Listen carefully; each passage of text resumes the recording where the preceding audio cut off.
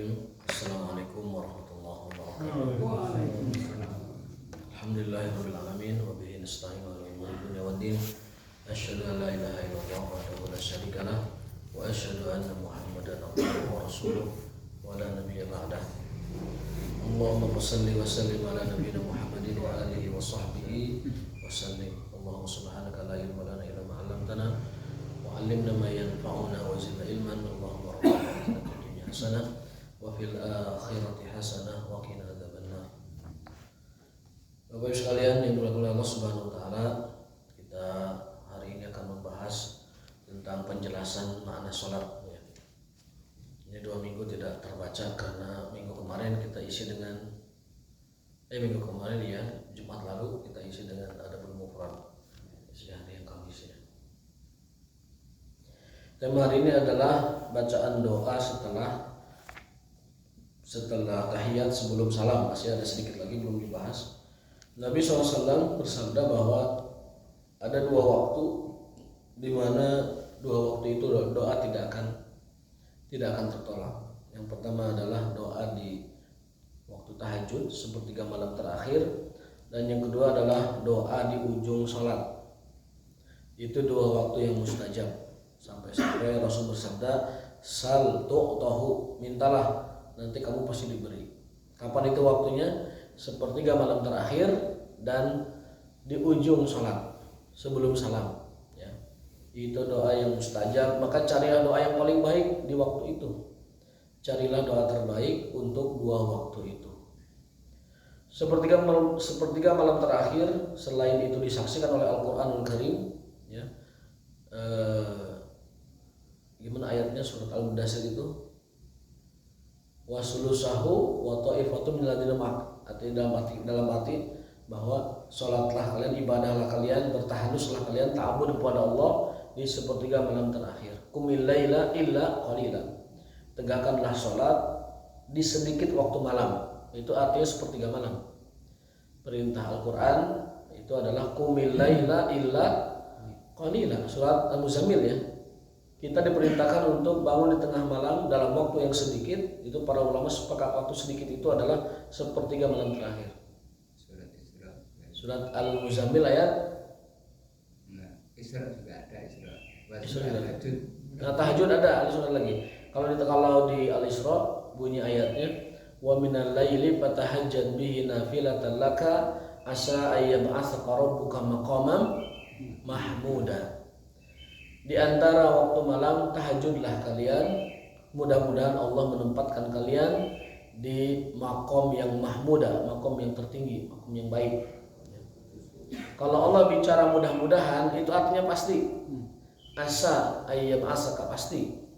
Seperti halnya Allah berfirman dalam ayatnya, ya ayyuhalladzina amanu tubu ilallahi taubatan nasuha. Wahai orang yang beriman, bertaubatlah kepada Allah dengan sebaik-baiknya taubat, sebenar-benarnya taubat.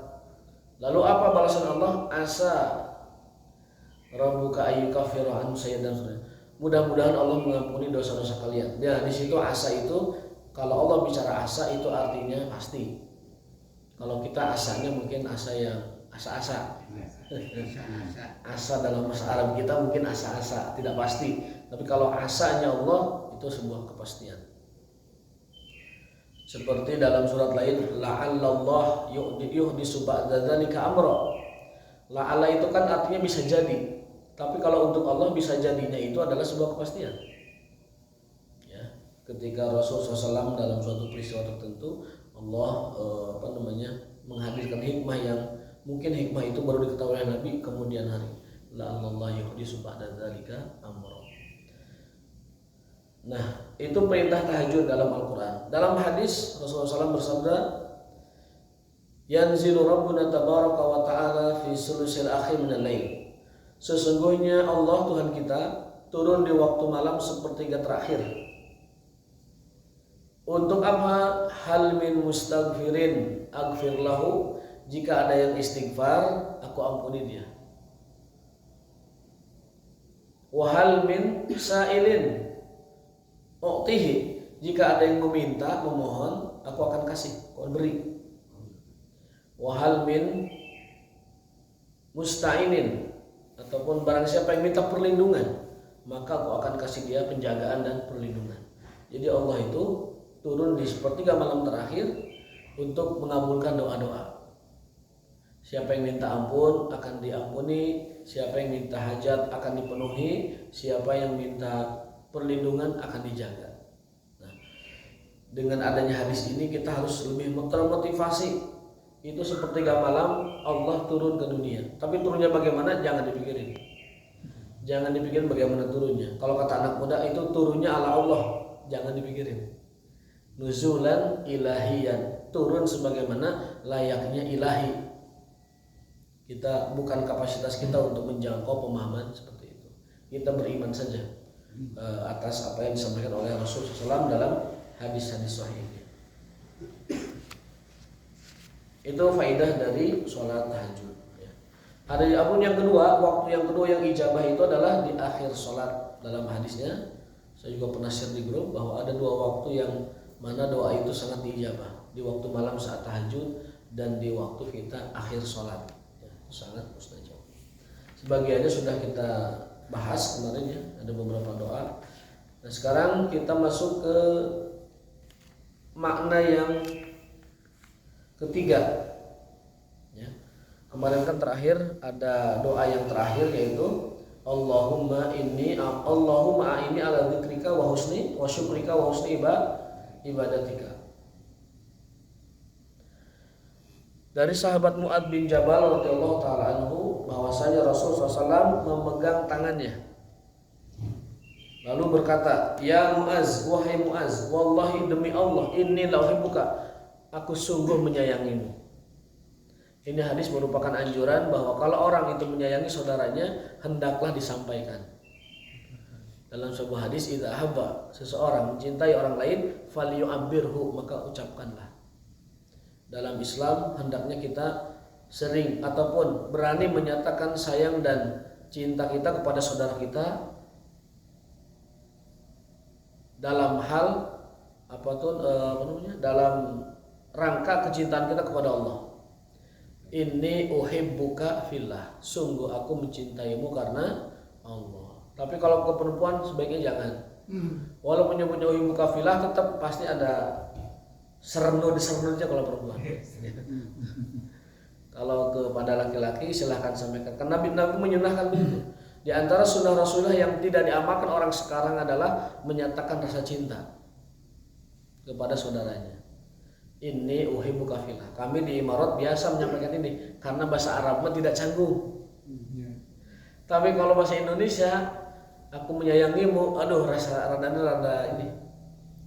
rada getek. Aku mencintaimu karena Allah, rada getek nyebutnya. Ataupun aku menyayangimu karena Allah, rada getek. Tapi kalau bahasa Arab lumrah sekali. Karena kami dulu ketika kuliah di sana juga biasa. Ini uhibbuka fillah. Dalam perkenalan, dalam percakapan dengan dosen, dengan syekh, dengan teman-teman kita biasa. Uhibbuka fillah. Jawabannya ahabbakallahu alladzi ahbabtani fihi. Biasa. Tapi ke Indonesia dibawa kebiasaan itu rada canggung karena kita tidak berbahasa Arab. Kalau di teman-teman dosen sesama dosen Imarat biasa, kalau ada sesuatu yang kita sukai dari saudara kita sampaikan uhibbuka fillah dan seterusnya. Ya. Bahasa Indonesia memang tidak pas didengarnya. Kalau bahasa Indonesia tidak pas didengarnya. Yang jelas itu sunnah. Kemudian Nabi berpesan, "Usika, aku berwasiat kepadamu ya Mu'adz, la tada'anni, jangan pernah kau tinggalkan." Itu nunnya nun taukid, nun penegas. Jangan pernah kau tinggalkan fi duburi kulli sholatin, di setiap akhir salat sebelum salam, untuk berdoa Allahumma a'inni ala dzikrika wa syukrika wa husni ibadatika. Kemarin kita sudah bahas arti dari a'inni ala dzikrika, karena zikir adalah merupakan ibadah yang paling afdal. Zikir merupakan ibadah yang paling afdal di antara ibadah-ibadah yang lain. Dalam sabdanya Nabi bersabda, barang siapa yang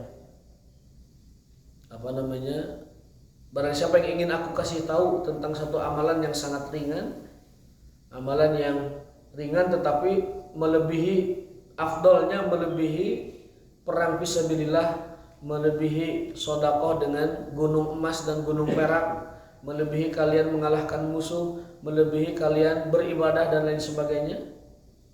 Apa itu ya Rasulullah? Kami ingin tahu. Beliau menjawab, aksiru min zikrillah, perbanyaklah zikir kepada Allah Subhanahu wa taala. Semua ibadah ada batasannya. Puasa 1 bulan, sholat 5 waktu, zakat setahun sekali haul. Tapi zikir itu ibadah yang tidak ada batasnya. Perintahnya pun ya ayyuhalladzina amanu dzkurullaha dzikran katsira. Wahai orang yang beriman, perbanyaklah zikir kepada Allah sebanyak-banyaknya. Jadi ibadah yang tidak ada batasnya adalah ibadah zikir. Kalau ibadah zikir yang ditentukan memang ada, tapi itu bukan batasan. Seperti pada sholat bacanya ini, itu ketentuan. Seperti misalkan pada pada makan ini, pada bangun ini, itu memang ada ketentuannya. Tapi kalau pembatasan itu tidak ada. Zikir itu adalah ibadah yang tidak berbatas atau unlimited, ya. Bisa dibaca sebanyak-banyaknya, tidak ada batasnya. Misalnya begini, di antara doa yang sering kita baca sehari-hari, la ilaha illallah wahdahu la syarikalah, lahul mulku wa lahul hamdu wa huwa ala kulli syai'in qadir. Dibaca perintahnya berapa? 100. Barang siapa yang baca 100 kali, maka dia setara dengan membebaskan budak 10 orang. Dan 10 orang budak itu nilainya, satu budaknya itu 2 bulan puasa berturut-turut. Artinya kalau kita membaca 100 kali berzikir itu sama dengan kita berpuasa 20 bulan berturut-turut. Yang membaca zikir la ilaha illallah wahdahu la syarikalah, lahul mulku wa lahul hamdu wa huwa ala kulli syai'in qadir 100 kali, maka dia seperti berpuasa 20 bulan berturut-turut. Nah, Ridwan yang Senin Kamis bisa kalah itu. Iya, kalah. Pak Dedi yang bisa kalah itu. Itu dibacanya setiap saat atau Setiap sehari 100 kali. kapan saja? Kapan saja. Pagi, sore. Pagi sore anjurannya, tapi kalau tidak bisa pagi juga tidak apa-apa. Yang penting di hari itu dia baca. Melebihi puasa 20 bulan. Lalu diangkat 100 derajat dan dihapus 100 dosa. Kata Nabi, tidak ada yang lebih afdal dari orang itu kecuali ada orang yang baca lebih banyak dari dia. Berarti itu zikir bisa dibaca lebih dari 100. Mau sebanyak-banyaknya silahkan. Mau sampai kita habis waktu dengan itu juga silahkan. Artinya kalau mau Mas Ridwan tidak dikalahkan oleh yang baca ini karena rajinnya puasa Senin Kamis, maka Mas Ridwan harus baca ini juga biar nggak kalah. Tapi kalau hanya mengandalkan puasa sunnah, kemudian ada orang baca zikir ini rajin, maka dia akan kalah berlipat-lipat. Harus punya adas. Tidak perlu. Zikir itu ibadah yang tidak perlu suci, bisa langsung dibaca. Kecuali kalau dalam kondisi junub, hadas besar ya, atau kondisi senggama, atau kondisi haid, atau di kamar mandi, zikirnya itu zikir hati. Zikir hati. Tidak zikir secara jahar, secara lantang. Ketika para ulama berpendapat sebenarnya zikir itu, perintah zikir itu zikir hati atau zikir lisan? Bisa. Ya ayyuhalladzina amanu dzkurullaha dzikran katsira. Zikir lisan atau zikir hati itu? Bisa. Kata para ulama, kebanyakan para ulama berpendapat bahwa yang dimaksud oleh ayat dan hadis tentang perintah zikir adalah zikir lisan. Zikir lisan. Jadi perintah itu terlaksana dan gugur kewajibannya jika orang melaksanakan zikir lisan. Tapi kalau dia dikuatkan dengan zikir hati, zikirnya akan semakin afdal. Jadi zikir hati itu menambah keafdalan. Tetapi melaksanakan perintah dan kewajiban cukup dengan zikir lisan. Karena zikir hukumnya wajib. Ya ayyuhalladzina amanu dzkuru itu perintah, uzkurullah perintah. Dan perintah itu pada dasarnya untuk sebuah kewajiban. Ya, zikirnya yang banyak. Itu doa pertama, kita memohon kepada Allah agar dikuatkan dalam berzikir. Dan zikir yang kita maksud zikir lisan. Mau yang nambah afdal silahkan tambah dengan zikir hati. Wa syukrika, dan kita minta bantuan kepada Allah supaya bisa bersyukur. Syukur yang sebenarnya syukur yang sejati, syukur yang sesungguhnya harus memenuhi 3 kriteria. Lisan harus mengucap alhamdulillah dan terima kasih kepada orang yang mengantarkan nikmat itu. Kemudian hati harus menisbatkan nikmat kepada Allah seluruhnya. Dan amal perbuatan harus menunjang, yaitu menggunakan nikmat yang ada pada kita dalam ketaatan dan kebaikan. Itu baru namanya syukur yang sesungguhnya. Lidah mengucapkan syukur lisan, alhamdulillah dan terima kasih pada orang yang membantu datangnya rezeki itu. Yang kedua adalah syukur hati dengan mengakui dalam hati apa? Kenikmatan Allah itu semua berasal darinya. Makanya dalam doa Sayyidul Istighfar itu lengkap itu. Allahumma anta rabbi la ilaha illa anta khalaqtani wa ana abduka wa ana ala ahdika wa wa'dika masatatu wa a'udzubika min syarri ma sana'tu wa abu'u bi dzambi faghfirli. Di situ ada pengakuan kepada nikmat. Wa abu'u bi dzambi faghfirli. Gimana ada nikmat itu, kalimat nikmatnya? Allahumma anta rabbi la ilaha illa anta khalaqtani wa ana abduka wa ana ala ahdika wa wa'dika masatatu a'udzubika min syarri ma sana'tu abu'u laka bi ni'matika. Abu'u laka bi ni'matika itu adalah aku mengakui nikmat-nikmat itu darimu. Baru setelah itu aku juga mengakui bahwa aku banyak berbuat dosa. Wa abu'u bi dzambi. Baru terakhir faghfirli fa innahu la yaghfiru dzunuba illa anta. Maka kalau dosa itu tidak diakui, tidak akan diterima tobatnya. Kita tuh harus mengakui dosa kita. Wa abu'u bi dzambi faghfirli fa innahu la yaghfiru dzunuba illa anta. Nah, itu dalam Sayyidul Istighfar ada perintah kita ini mesti mengakui karunia dari Allah dan mengakui dosa-dosa kita. Nah, berarti syukur itu harus memenuhi 3 kriteria, 3 syarat. Syukur lisan mengucap alhamdulillah dan terima kasih, syukur hati menisbatkan nikmat kepada Allah, syukur amal dengan menggunakan nikmat yang ada pada kita dalam kebaikan. Karena lawannya kufur. Kalau kita tidak bisa syukur, lawannya kufur. Kapan kufur itu? Kufur itu kalau kita tidak mengucapkan alhamdulillah. Kufur itu kalau tidak mengucapkan terima kasih. Kufur itu kalau tidak menggunakan nikmat dalam ketaatan kebaikan. Kufur itu kalau kita tidak mengakui nikmat itu dari Allah, ngalelengit, asa tebogana naon, asa tidak diberi apa-apa, padahal Allah sudah memberikan banyak, lebih dari yang kita minta.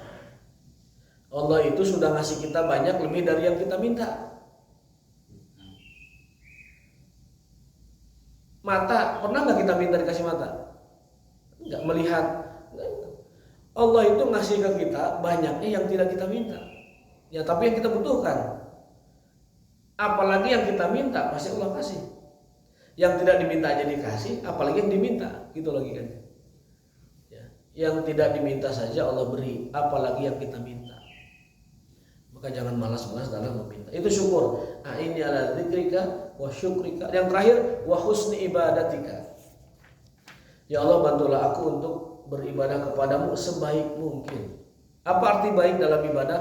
Baik dalam ibadah adalah benar dan baik. Jadi ibadah mah tidak cukup baik, Pak, harus benar. Ari baik mah salat subuh 3 rakaat juga baik.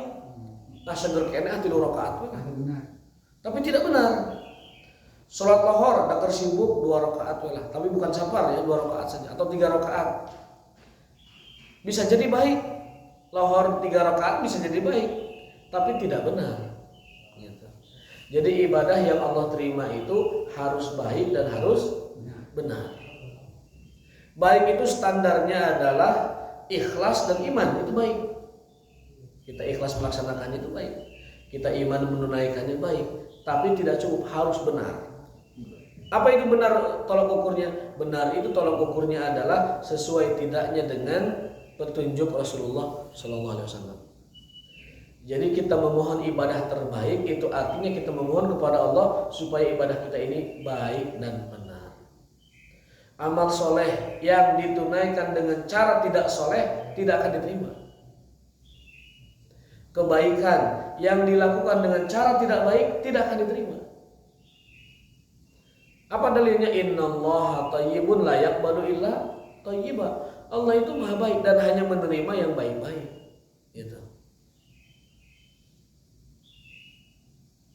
Kita ingin ibadah itu banyak, tapi kita melabrak ketentuan. Ya.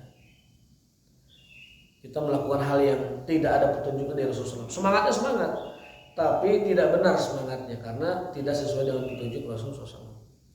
Maka arti dari doa Allahumma wa husni ibadatika, makna yang terakhir dari husni ibadatika itu adalah ya Allah berikan aku ibadah yang baik dan benar. Baik menurut keikhlasan dan benar menurut petunjuk Rasulullah SAW. Apalagi ada hadis yang tegas, man amila amalan laisa alaihi amruna fahuwa raddun. Barang siapa yang beramal tidak ada petunjuknya dari kami fahuwa raddun, maka tertolak. Fa idza ijtama'at hadhihi syurut salas kana al-amalu shalihan hasanan. Jika itu terpenuhi standar baik tadi yaitu ikhlas dan iman, lalu yang kedua standar benar yaitu petunjuk Rasul, kana al-amalu shalihan hasanan maqbulan. Maka itu amal baik, amal soleh yang diterima Allah Subhanahu wa taala. Jadi ibadah mah patokannya itu ada nggak perintahnya, gitu. Tapi kalau urusan dunia ada nggak larangannya? Ya. Urusan dunia yang dicari dalil larangan, tapi kalau urusan akhirat, urusan agama yang dicari dalil perintah. Jadi kalau ada orang melakukan suatu ibadah, jangan mengatakan mana larangannya. Emang nggak boleh sholat subuh 3 rakaat. Memang nggak boleh subuh 3 rakaat, misalkan begitu. Nah itu pernyataan yang salah. Kalau ibadah mah yang dicari dalil perintah. Ada nggak perintahnya kamu subuh 3 rakaat? Gitu. Ibadah mah yang dicari perintah. Apapun, silahkan terapkan dalam seluruh aktivitas kita sehari-hari, terutama yang bersifat keagamaan. Kalau ada suatu amalan, ada suatu ritual, ada suatu peribadatan, maka yang kita cari adalah dalil perintah. Ada nggak perintahnya? Sebaliknya kalau urusan dunia yang dicari bukan perintah tapi larangan. Contoh, saya jual beli online. Lalu ada yang mengatakan, mana perintahnya jual beli online? Menang itu tidak Islam. Dibalik, salah pertanyaannya. Kalau kita beraktivitas keduniaan yang dicari dalil larangan, ada nggak larangan jualan online? Ada nggak? Tidak ada. Tidak ada larangan jualan online. Maka kesimpulannya jualan online adalah boleh. Ya gitu. Jadi berbisnis mah bebas, sebebas-bebasnya. Tapi kalau sudah membentur larangan maka mundur. Gitu. Kalau agama enggak, agama mah cindetan, pasif kita. Ada perintahnya baru lakukan. Jadi bab agama mah diam, ada perintah baru maju. Kalau bab dunia maju aja dulu, ada larangan baru mundur. Gitu. Seperti kita nyupir ya, nyupir. Nah, kalau urusan dunia mah terus gas, Pak. Dunia mah gasnya terus. Ceduk kayak larangan ulah riba, oh stop, nyupir lah. Jalan di tak. Jebret, nunggar lagi apa? Nunggar maisir, taruhan. Oh mundur, bareng mana? Jalan lagi gas nih, tang. Jeger, ada penipuan, unsur penipuan, goror, mundur lagi. Nah itu urusan dunia mah gitu. Gas terus, kalau baru membentur larangan baru mundur. Tapi kalau agama diam, jangan ngegas, jangan tarik gas, diam. Rem yang ditarik, agama mah rem yang ditarik. Nanti kalau ada perintah, bos maju. Ini. Bos maju, maju gitu. Jadi agama mah patokannya ngerem. Ada perintah ngegas baru ngegas. Tapi kalau dunia gas terus 14, ada larangan baru rem. Nah gitu. Mudahnya demikian. Mudah dapat dipahami. Ya, insya Allah kalau nggak ngantuk mah bisa paham. Tapi kalau sampai ngantuk mah bangun. Ya saya ketika ayalah insya Allah gitu. Ya tapi belajar juga jangan sampai cuma berkahnya doang, ilmu juga harus dapat. Karena itu bisa jadi salah paham, gitu kan? Kata ustadznya tuh ambillah yang baik, tinggalkan yang buruk, ngegantian sendal di masjid. Sendal butut, swallow, ke masjid balik-balik bawa karpil. Ditanya aku dekan kenapa nih nyamot karpil? Apa cek ustad dia gitu? Ambil yang baik, tinggalkan yang buruk. Ternyata ngajina bari tungkul. Gitu. Salah paham. Nah, itu anekdotis seperti Bari mitos ini. Jadi jangan sampai ngaji kita hanya menggugurkan kewajiban thalabul ilmi. Jangan sampai ngaji kita hanya menggugurkan kewajiban perintah Rasul dan perintah agama. Jangan sampai juga ngaji kita hanya mencari barokah. Itu mah pasti dan tidak diniatkannya pasti ya teman. Anu kudu diniatkan mah menang teh ilmuna. Seetik-etikan mah gitu. Barokah mah sudah pasti. Duduk saja kita hanya mendengar ustaz atau kiai bicara sudah dapat ilmu. Hanya sekedar duduk mungkin 5 menit dapat barokah. Setelah itu pergi. Hanya mungkin duduk 3 menit dapat barokahnya. Hanya menatap ustadznya dapat barokahnya karena sedang menerangkan hadis Rasulullah. Kalau sekedar barokah mah pasti. Yang kita ingin tuh upgrade. Masa sih cuma barokah doang? Upgrade. Ilmunya dapat. Dan tujuan ilmu itu adalah untuk menyingkap kebodohan dalam diri kita. Tujuan kita belajar untuk menyingkap kebodohan dalam diri kita. Masih banyak dalam agama kita yang kita belum paham. Terutama Al-Quran, semakin digali semakin kosong kita ini.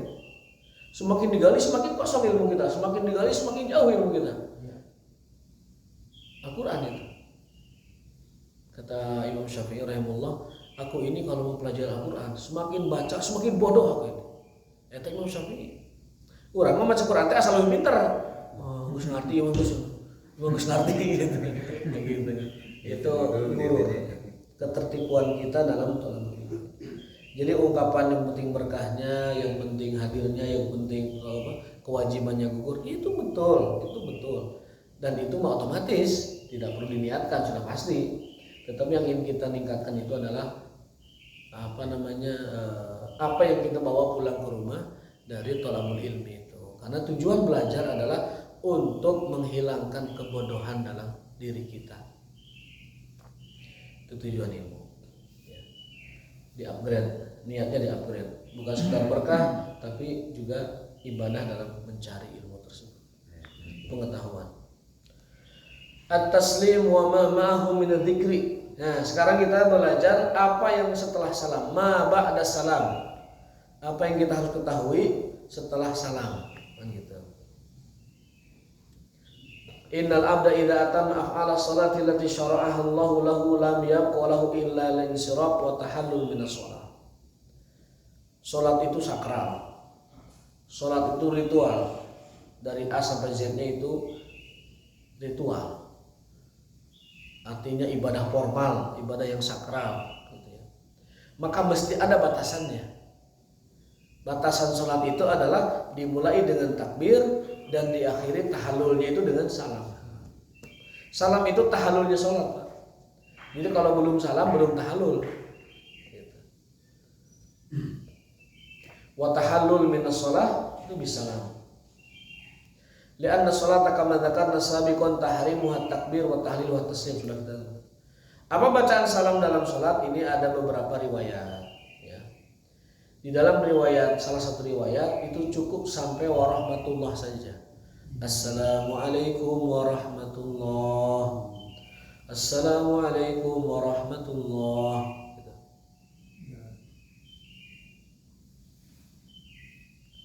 Ibnu Qayyim menyelipkan sebuah makna. Kenapa kita mesti salam? Hikmahnya apa? Hikmahnya adalah satu itu rukun sholat jelas. Hikmahnya adalah ketika kita mengucapkan salam. Salat ini kan isinya kita berlindung kepada Allah dari godaan setan supaya khusyuk. Maka dengan salam itu seolah-olah kita sedang meminta kepada Allah, ya Allah di luar salat ini jaga juga aku ini dari godaan setan. Itu kata Ibnu Qayyim. Kenapa kita mengucap salam?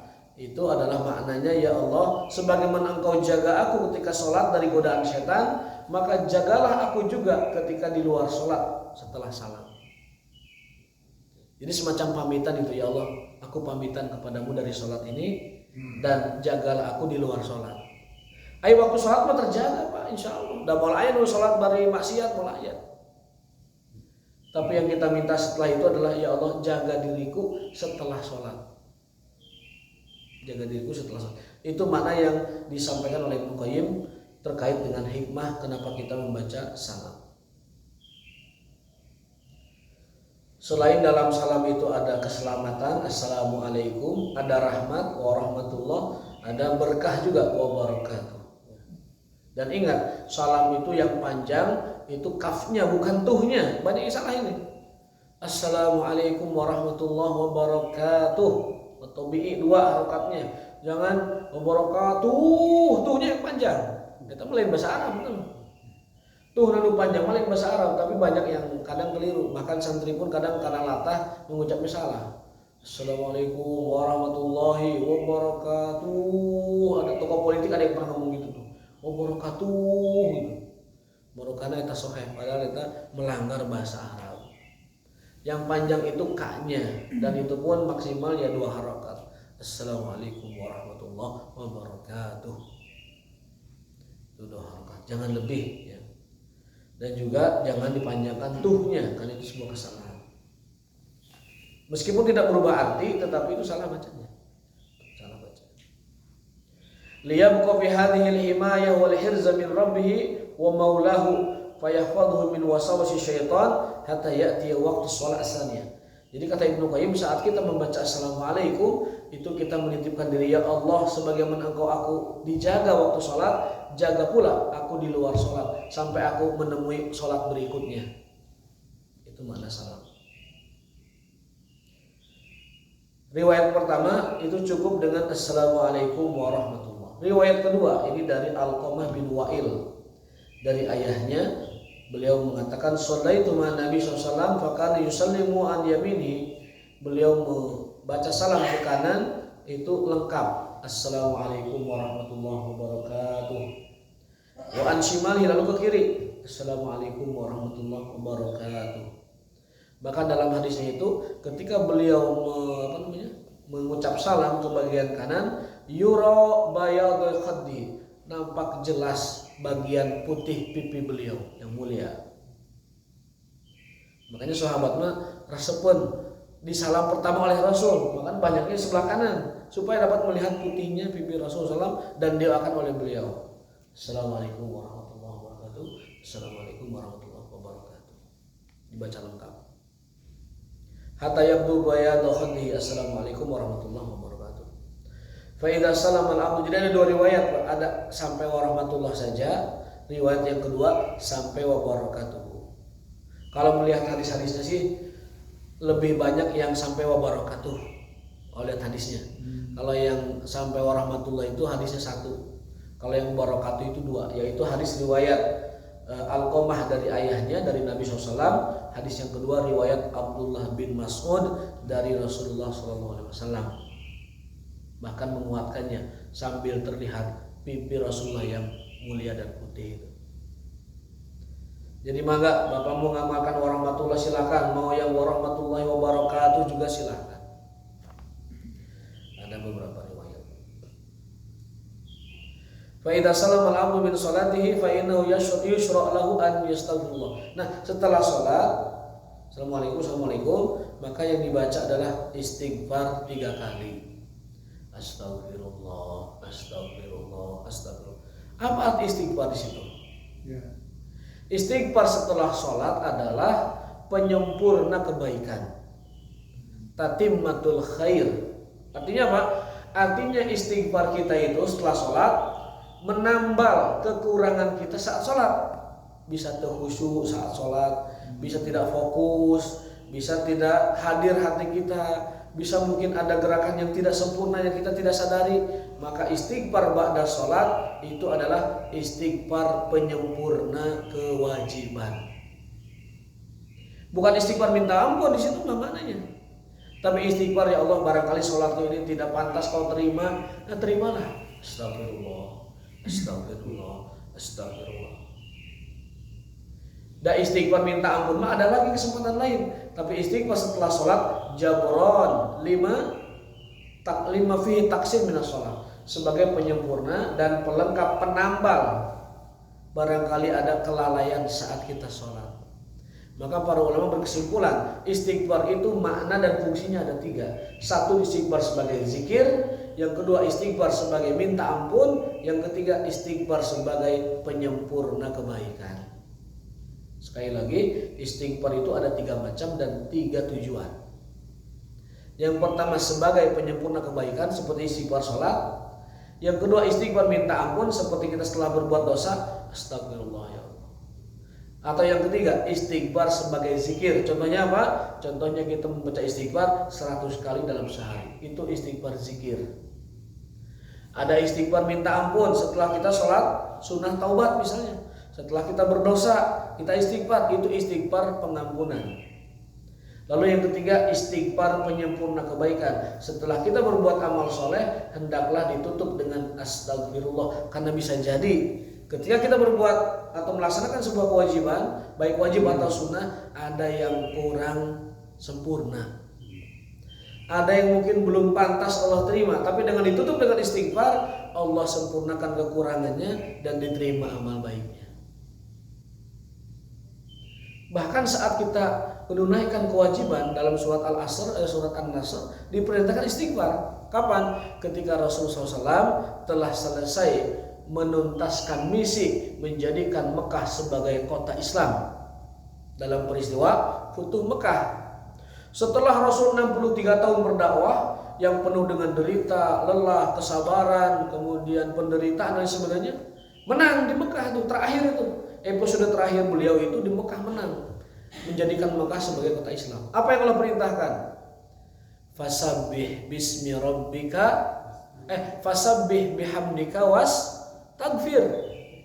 Allah perintahkan beliau saat memenangkan dakwah itu dengan 3 perintah. Yang pertama, fasabbih, bertasbihlah karena kemenangan ini dari Allah.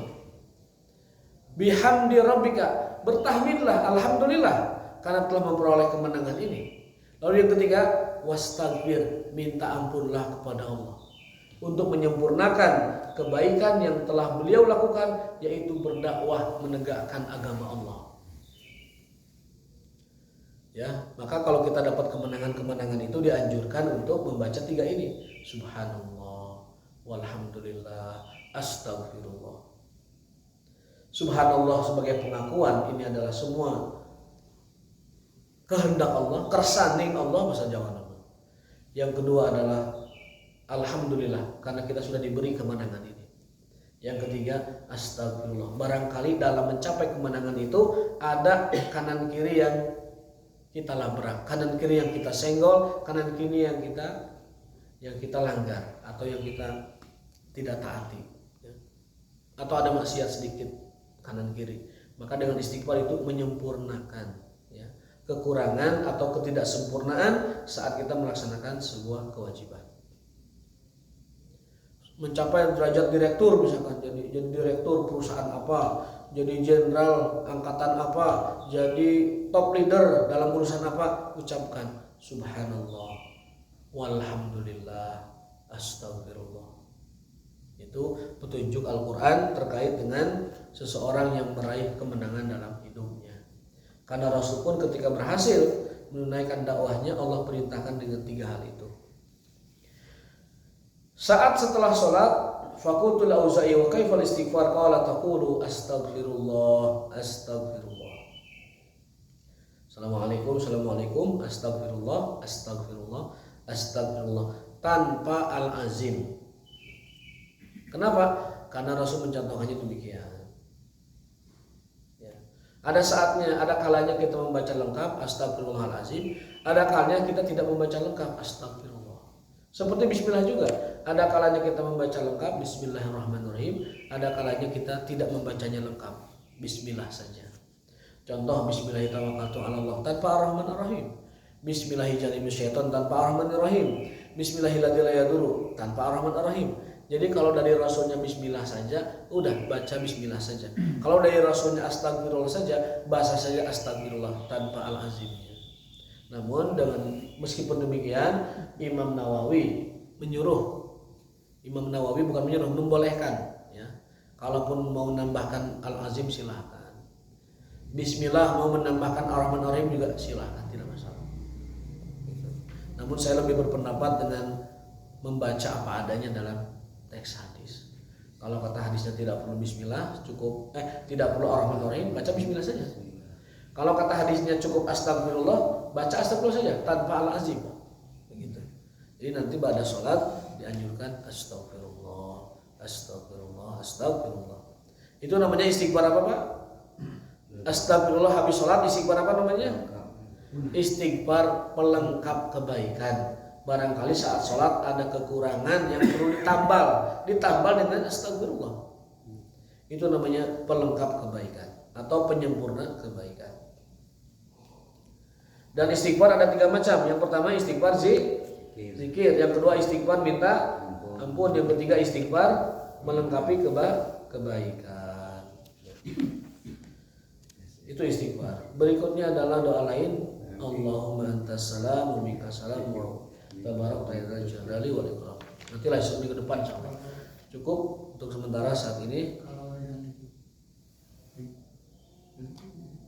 jalan berkenan satu lebih dilakukan pasabih biar dirabika wastafir intahu kana tawabatu sampai kana tawabatu ujungnya. Maksudnya dibaca sampai tawaba. Iya. Enggak, kita mempraktekkan perintah itu dengan membaca fasabih, bertasbihlah. Kita ucapkan subhanallah.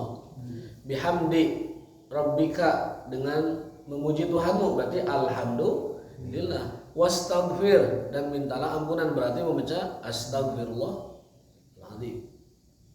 Kalau membaca Qur'annya ya memang sampai innahu kana tawwaba. Tapi mempraktekkan perintah di ayat itu dengan membaca 3 zikir tadi, subhanallah walhamdulillah astagfirullah. Idza jaa nasrullahi wal fath wa ra'aitan nasa yadkhuluna fi dinillahi afwaja fasabbih bihamdi rabbika wastaghfir innahu kana tawwaba. Telah datang pertolongan Allah dan kemenangan, yaitu penaklukan kota Mekah. Karena itu puncak dakwah Rasul itu adalah kemenangan atas Mekah. Maka setelah Mekah kalah dan dikuasai oleh orang Islam menjadi kota tauhid, Allah perintahkan dengan beberapa perintah sederhana. Fasabbih bihamdi rabbik, bertasbihlah dan pujilah Tuhanmu dengan hamdalah, wastaghfir, dan minta ampun. Innahu kana tawwaba, karena sesungguhnya Allah adalah Maha menerima taubat. Jadi itu anjuran atau panduan dalam Islam ketika kita menerima kemenangan-kemenangan. Kenapa ada istighfarnya? Karena bisa jadi saat kita meraih kemenangan ada hal yang kita lakukan yang mungkin lalai atau lain sebagainya. Begitu. Termasuk juga sholat. Bisa jadi saat sholat kita itu ada lalainya, maka bacalah astagfirullah, astagfirullah, astagfirullah. Nanti yang Allah salamnya di episode berikutnya pada gelombang dan frekuensi yang sama. Allah ta'ala bisawab taufiqun illa billah rabbana atina fid dunya hasanah wa fil akhirati hasanah subhanallahi wa bihamdika asyhadu an la ilaha illa anta astaghfiruka wa atubu ilaik. Assalamualaikum warahmatullahi wabarakatuh.